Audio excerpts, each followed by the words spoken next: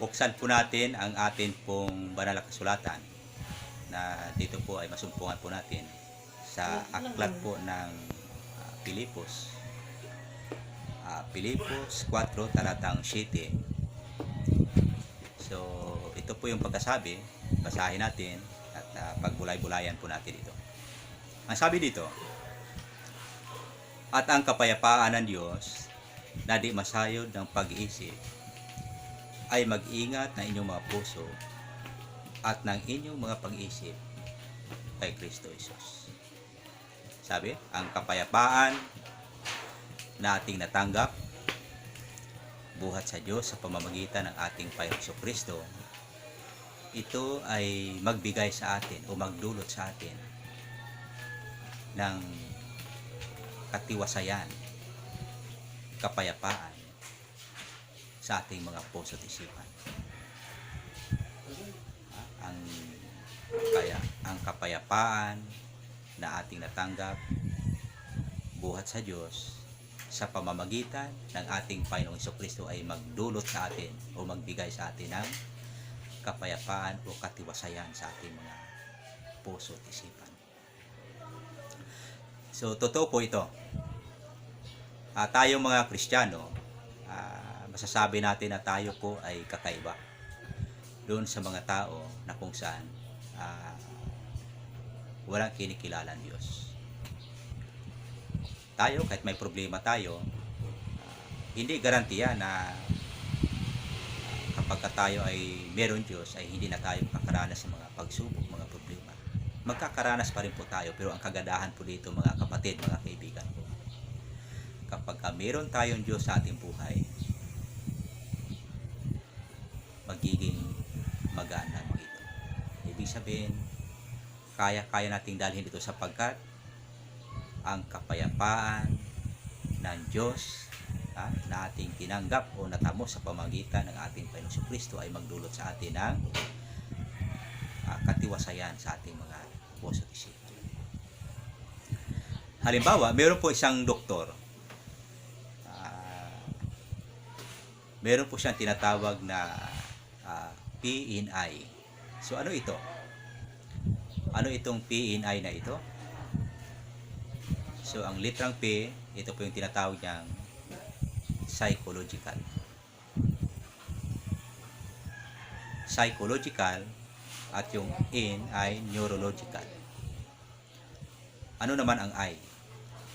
Ang I naman, ang tawag doon ay immune system. So, ano ito?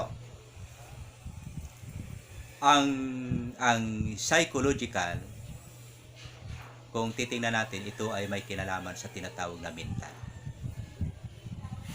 Yung ating kaisipan. At ang neurological naman, ito ay may kinalaman sa ating mga kilos. Yung ating mga galaw.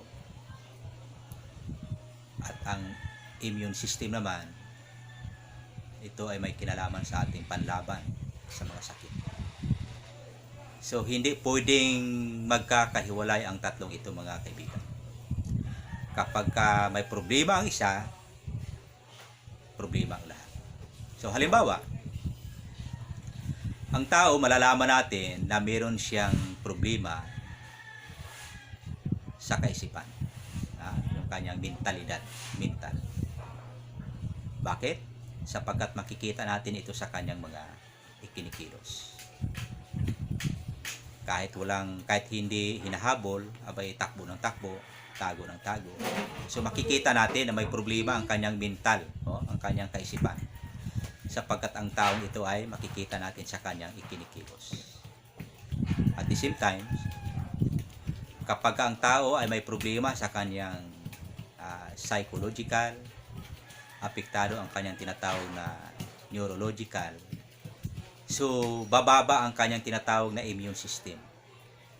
So ano ang magiging bunga nito mga kapatid, mga kaibigan, kapag ang tao ay bababa ang kanyang immune system, yung panlaban, yung meron tayong tinatawag na immune system, panlaban sa sakit.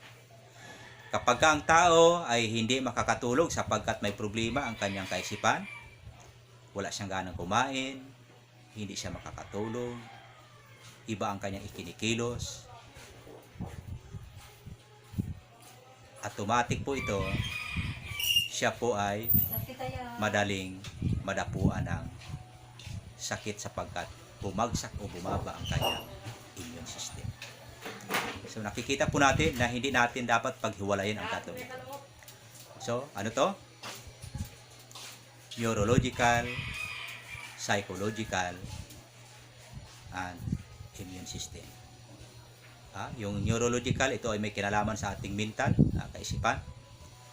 At ang psychological, may kinalaman sa ating mga ikinikilos, ating mga galaw. At pagkatapos noon, dahil may problema itong ating neurological at ang psychological, so bababa o babagsak yung ating immune system. So madali tayong madadapuan ng sakit. So dapat tayo ay magiging positibo.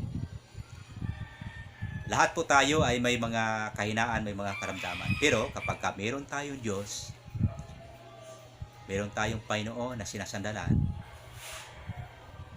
kayang-kaya nating dalhin ito. Magiging magaan sa atin. Bakit? Sapagkat meron tayong Diyos. Sabi sa talata na ating binasa, sabi po rito, ang kapayapaan na ating tinanggap buhat sa Diyos, ito ay magdulot sa atin ng magandang kaisipan o katiwasayan sa ating mga puso at isipan. So kapag ang tao ay mayroong sakit, ang sabi rito, ito ay tutungo o patungo sa pagkabulok ng ating mga bato.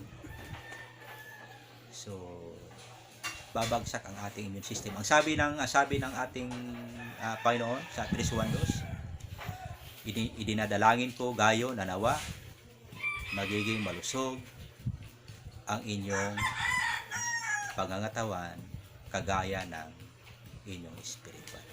So dapat balanse.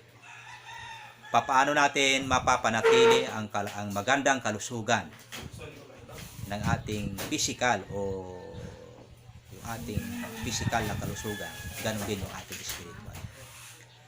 Hindi natin pwedeng sabihin na malusog yung ating spiritual kapag yung ating katawan ay sakitin. So dapat balanse ito. Paano tayo makapaglilingkod sa Diyos kung tayo ay nakaratay sa higaan, meron tayong sakit? Paano tayo makagawa sa gawain ng ating Panginoon kung ating physical na katawan ay merong karamdaman? So dapat balanse ito. Panatilihin natin magiging malusog sa lahat po ng aspeto ng ating katawan. Physical, mental, social, at ganoon din sa spiritual. So muli, magandang umaga sa atin lahat.